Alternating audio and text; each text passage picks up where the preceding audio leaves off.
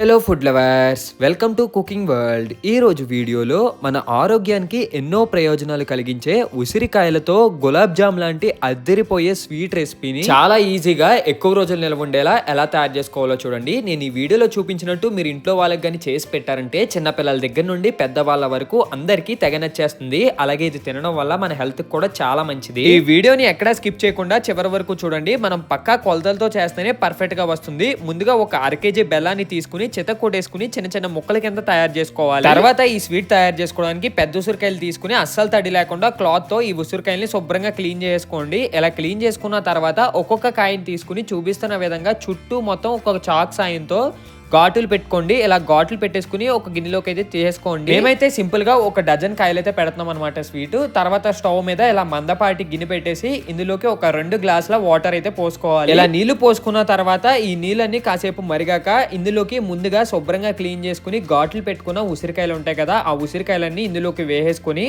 తర్వాత స్టవ్ ని లో టు మీడియం ఫ్లేమ్ లో పెట్టి వీటిని అయితే ఒక 5 నుండి 6 నిమిషాల పాటు బాగా ఉడికించాలి. ఇవన్నీ ఉడికాక పైకి ఇలాగా బబుల్స్ కింద అయితే వస్తుంది. అలాగే కలర్ కూడా మారిపోద్ది.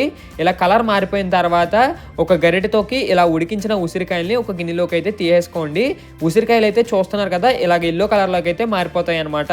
ఇలాగా మనం ఒక గిన్నెలోకి తీసుకున్న తర్వాత స్టవ్ ఆఫ్ చేసి ఈ ఉడికించిన ఉసిరికాయల్ని ఒక 2 నుండి 3 నిమిషాల పాటు కాసేపు అయితే చల్లరబెట్టాలి. తర్వాత స్టవ్ ఆన్ చేసుకుని అదే గిన్నెలోకి ఒక 1/2 కప్పు వాటర్ వేసుకుని తర్వాత ఇందులోకి 1 కప్పు బెల్లం అయితే కొలుచుకుని వేసుకోవాలన్నమాట.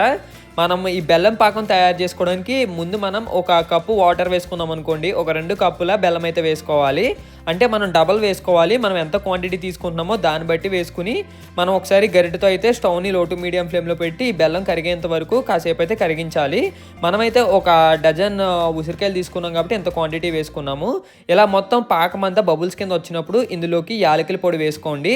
యాలకుల పొడి వేసుకుని కాసేపు అయితే గరిటెతో కలుపుకోండి. తర్వాత ఇందులోకి ముందుగా ఉడికించుకున్న ఉసిరికాయలు అయితే ఒక్కొక్కటిగా అయితే వేసేసుకోండి. ఈ ఉసిరికాయలు కూడా మనం బెల్లం కరిగిపోయింది కదా అని చెప్పేసి వెంటనే వేసేసుకోకూడదు. వెంటనే వేసేసాం అనుకోండి వీటికైతే అస్సలు పట్టదనమాట.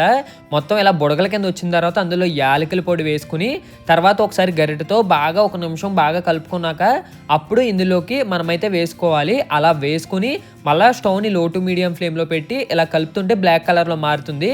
అక్కడతో ఇంకా ప్రాసెస్ అవ్వలేదు. ఈ ఉసిరికాయల్ని వెంటనే మనం తీసేయకుండా గరిటెతో ఒకసారి స్లోగా కలుపుకుంటూ ఉంటే బెల్లం పాకం మళ్ళీ కరిగి మనకి బుడగల కింద వస్తుంది అనమాట. అప్పుడు ఈ పాకాన్ని కొద్దిగా వాటర్లో వేసి పాకం మనకి కొద్దిగా పైకి అయితే తేరుతుంది అనమాట. అలా తేరిందంటే మనకి బాగా వచ్చినట్టు. అప్పుడు ఒకసారి గరిటెతో మొత్తం ఈ ఉసిరికాయలన్నింటికి పట్టేలాగా ఈ పాకాన్ని అయితే వేడిగా ఉన్నప్పుడే మనమైతే మిక్స్ చేసుకోవాలి. ఇలా మిక్స్ చేసుకుంటే మొత్తం కాయలన్నింటికి పాకం అయితే బాగా పడుతుంది. ఇలా పట్టిన తర్వాత స్టవ్ ఆఫ్ చేసేసుకుని ఇది బాగా చల్లారిన తర్వాత చూపిస్తున్న విధంగా అయితే ఒక గాజు గిన్నెలోకి కానీ లేకపోతే ఒక గాజు జార్లోకి కానీ ఈ ఉసిరికాయలు తీసేసుకుని పక్కకైతే తీసుకోవడమే. చూస్తున్నారు కదా, చూస్తుంటేనే నోరూరిపోద్ది. ఇవి చూడడానికి అచ్చం గులాబ్ జామున్ లా ఉంటాయి. అలాగే వీటిని స్వీట్ లా కాకుండా క్యాండీస్ లా కూడా తినొచ్చు. మన చిన్నపిల్లలకి అయితే చాలా బాగా నచ్చేస్తుంది. That's it for today guys. మీలో ఎంతమందికి ఈ ఉసిరికాయ స్వీట్ నచ్చిందో కామెంట్ చేయండి. ఇంకా నెక్స్ట్ వీడియోలో మళ్ళీ కలుద్దాం. బాయ్.